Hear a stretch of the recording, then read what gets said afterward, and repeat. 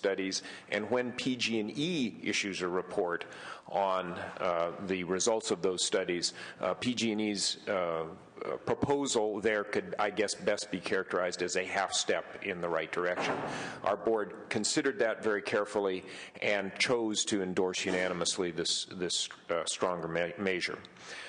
What I'd like to do now is speak to what I believe is necessary to give the public, and specifically my constituents, a proper assessment of seismic threat.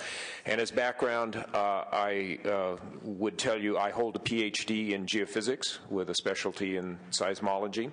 My research expertise is in the interpretation issues of seismic data, and I have published specifically on the processing of 3D seismic data, such as that's been undertaken offshore and onshore near Diablo Canyon.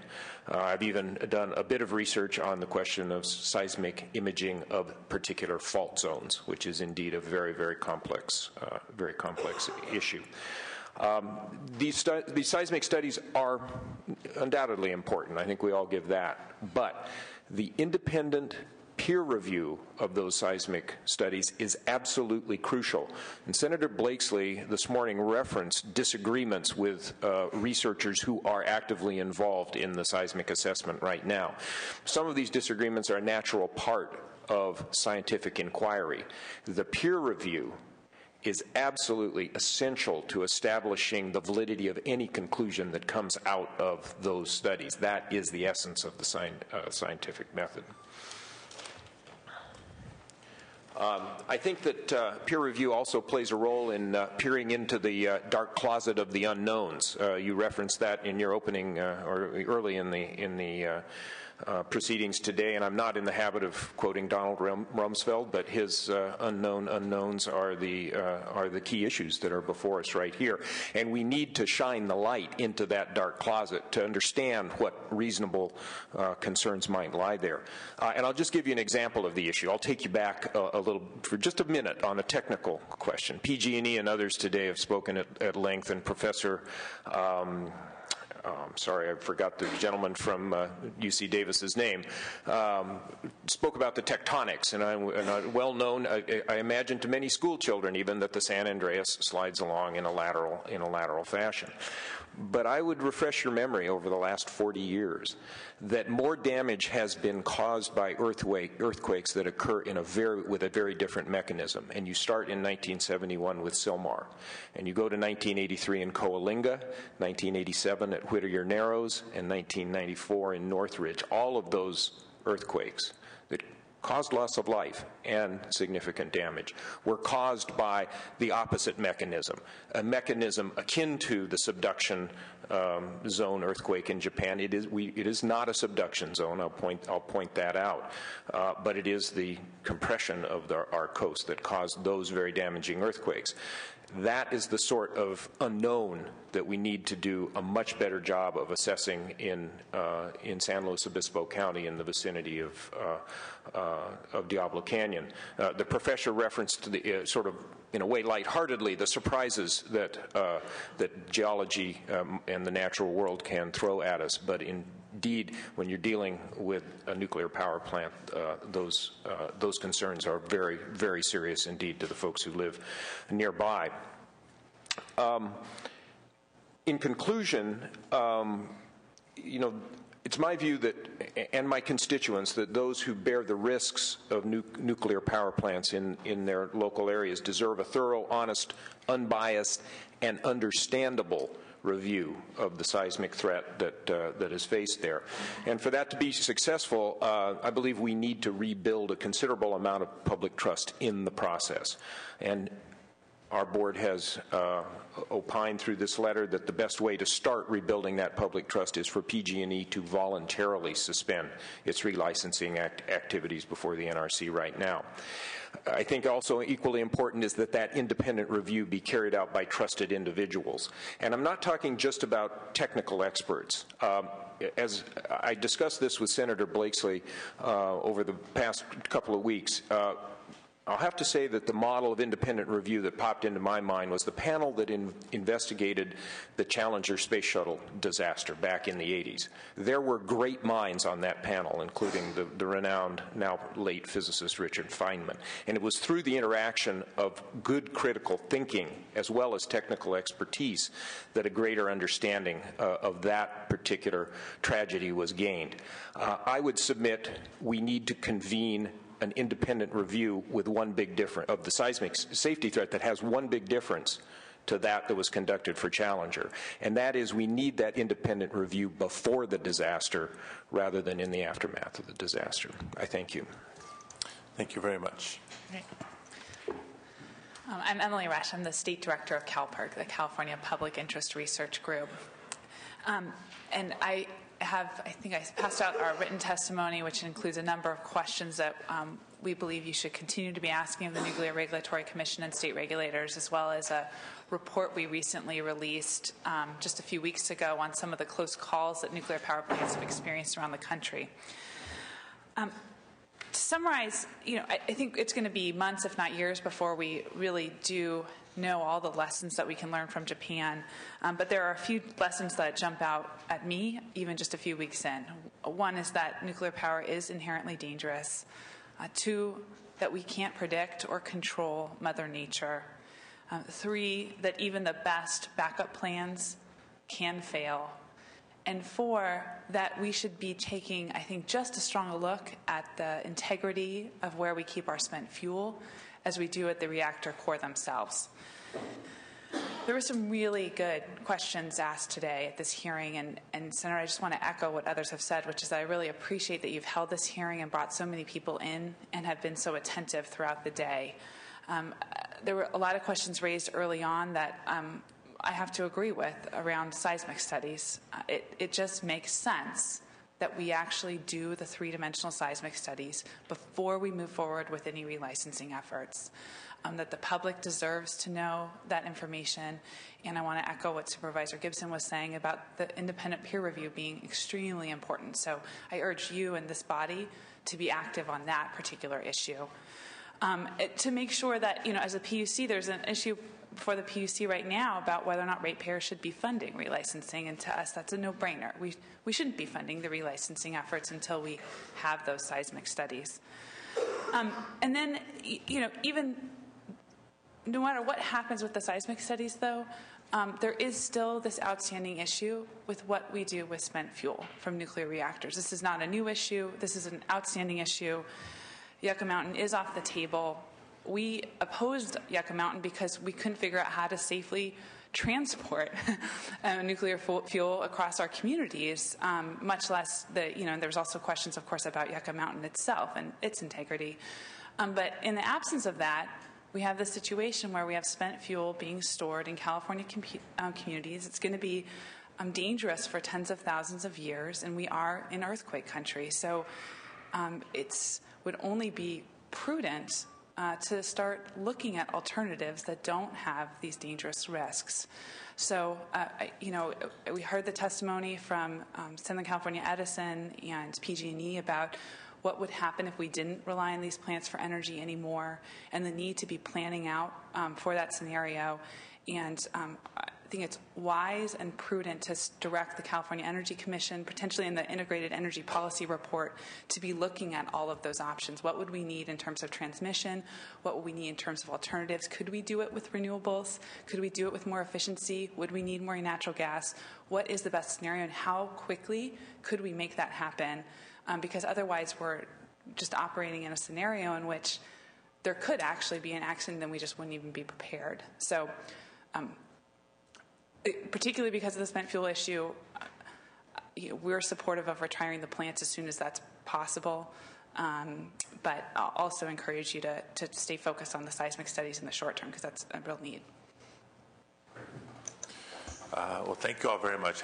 The single question I had for the three of you, you've already answered, and that was a specific but significant differentiation between PG&E's request to the NRC to not completed its relicensing process prior to the seismic studies done. Very different than sort of taking the time out in the consideration of the relicensing application until the seismic studies are done. So I want to thank you for your perspective and your testimony in that regard. I have a few comments I'd like to share, but before I do so, I want to invite any other members of the public who were not scheduled to testify to come forward under public comment. Senator DeBee, could I quickly just hand you a picture of what you could possibly do at Diablo Canyon when you ask about differences? Sure. It's my favorite thing, and it is a positive solution. Have the sergeants grab that from me so we can submit that formally to the committee. Go ahead. Senator, thank you. My name is Bernadette Del Chiaro, Clean Energy Advocate with Environment California. Also want to thank you for holding this hearing today. Policymakers around the world are reevaluating the safety and viability of nuclear power. I'm sure you're aware of what the steps Germany is taking, immediately shutting down some of their oldest plants and likely to permanently keep several of them shut down. California policymakers need to do the same thing. Our plants are dangerously close, as been highlighted already today, by several seismic earthquake faults. 8 million people live within 50 miles of our 2 nuclear power plants, and a disaster such as Japan, or even one less of a major accident, threatens our $21 billion coastal economy. We need to stop the relicensing process, not only to conduct these safety studies, but ultimately to begin to responsibly phase out our use of nuclear power in California for the safety of our health and our environment. Lastly, I just want to mention that we believe California policymakers should reject the Hobson's choice between nuclear power and global warming, that there is no such choice. We can replace nuclear power with clean, renewable energy, and we can power California cleanly and safely on into the future. Thank you. Hello, my name is Sheila Baker, and I'm just here for myself. I lived in San Luis Obispo County for 20 years and had the honor and pleasure of working a bit with Rochelle Becker, and when she was with Mothers for Peace and a couple of other groups, and just being an activist. I feel very, very grateful for this hearing, and I just want to say thank you so much. I can't even believe that this is occurring. I think it's wonderful.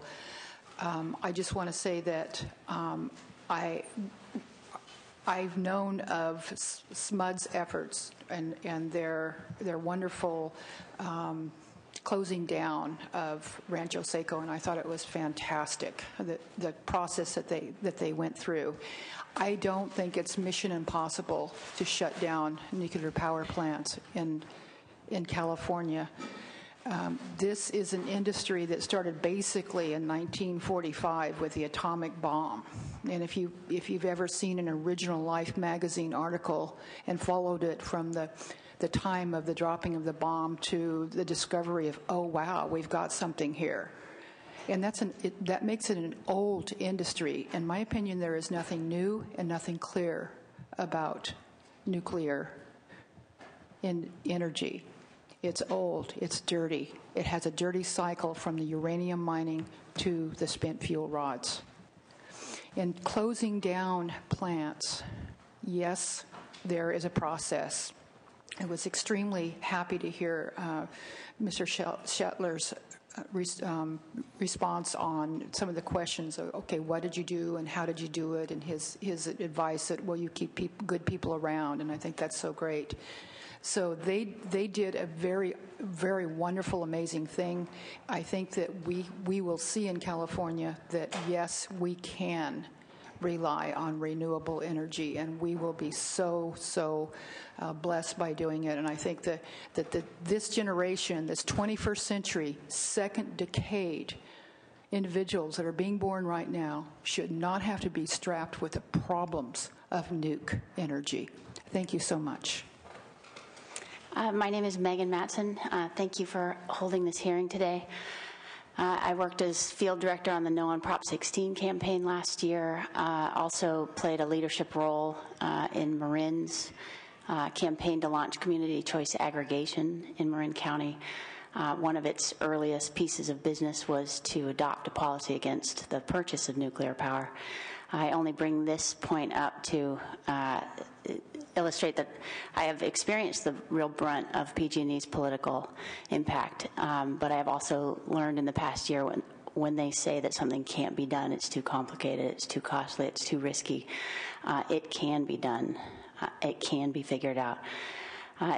In listening to the hearing today, I felt that the early discussions from the NRC and from the University of Berkeley scientists were so deep in the weeds that it was ignoring the fundamental knowledge that I think we all have, that that repeated phrase of lessons learned. I think if I hear that one more time, I'm going to spit.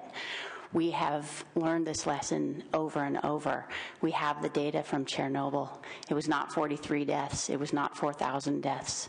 The New York Academy of Sciences have finally come out with the full-scale epidemiological studies, 985,000 deaths. The most significant health impact there being the children affected by thyroid cancer after the ingestion of radioactive iodine-131 in milk and vegetables. The EPA has just finally released their testing results of milk samples.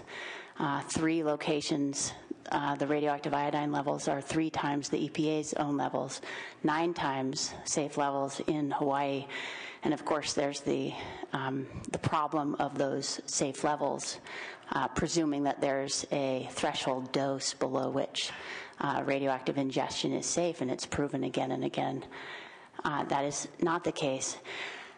I know that the discussion keeps focusing on this relicensing issue, and I'm disappointed to hear that. I feel like it needs to come back, and I hear that in some of your questions, Senator Padilla, that we need to look at the immediate suspension, review, and replacement of those plants and begin, it's clearly a long timeline, begin the process of incremental decommissioning. We know the results of having nuclear reactors on earthquake faults. It's laying out before us in Japan. It's coming to our shores right now. Why should California have the only 2 plants in the U.S. on earthquake faults? Why should our ability to prepare for survival in the sort of inevitable earthquake and other disasters be in the hands of PG&E? In looking at the documents submitted by PG&E to the PUC in terms of their long-term resource adequacy, there is an average surplus power capacity in PG&E's portfolio of 12,000 megawatts a year. It's 8,400 megawatts this year, 11,500 megawatts next year, but over the next 10 years, it's a solid average of 12,000 megawatts of surplus power capacity.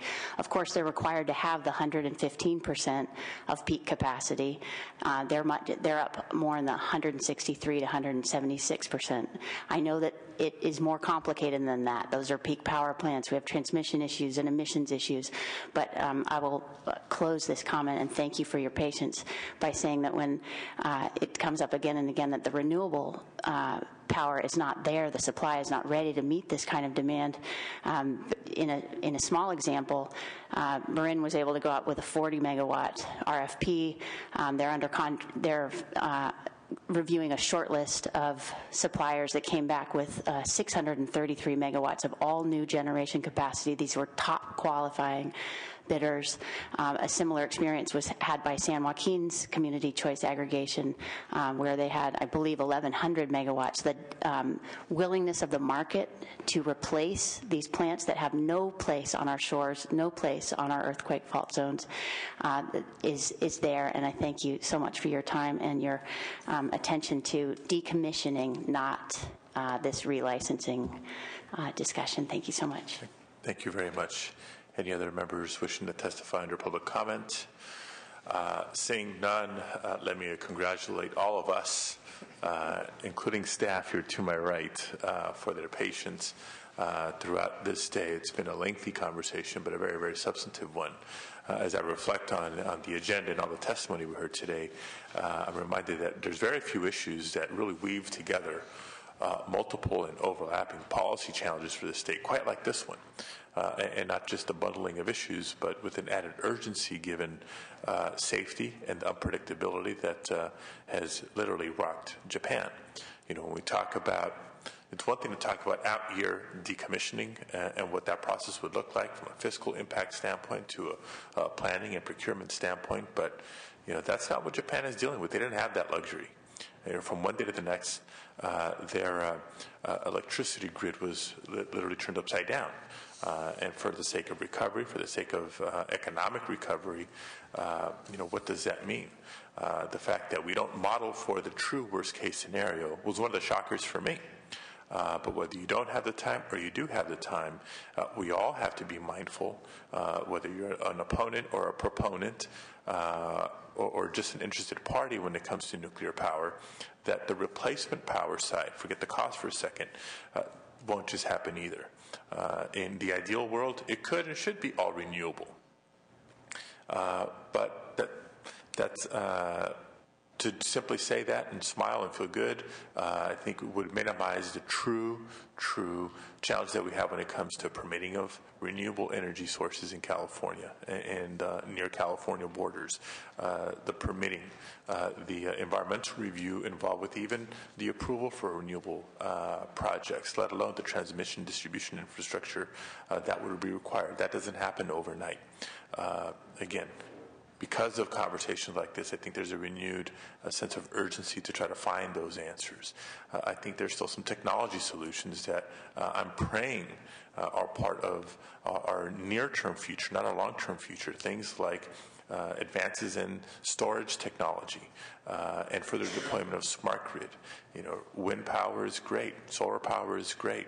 If only we can capture it when the resource is intense and dispatch it when we need it, not just when the natural resource is present, that would go miles and miles towards a safer and more emission-free future. So, the conversation today really weaves together all these along with the jurisdictional issues. Yes, the state indeed has a role to play in this conversation. It has not completely delegated its authority to the NRC or the federal government per se.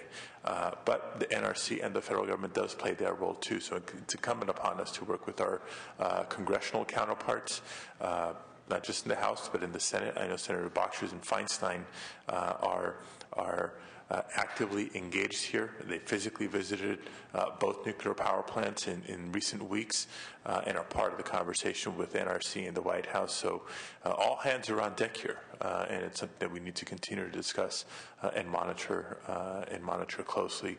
It's probably an understatement to say that you can expect that from Senator Blakesley. Probably an understatement to say that you can expect that from me, but I believe I speak for all 120 legislators and the governor when I say we take it seriously, and it's the job we signed up to do. So again, thank you to all of you for your patience and participation. If there's nothing further, this hearing is adjourned.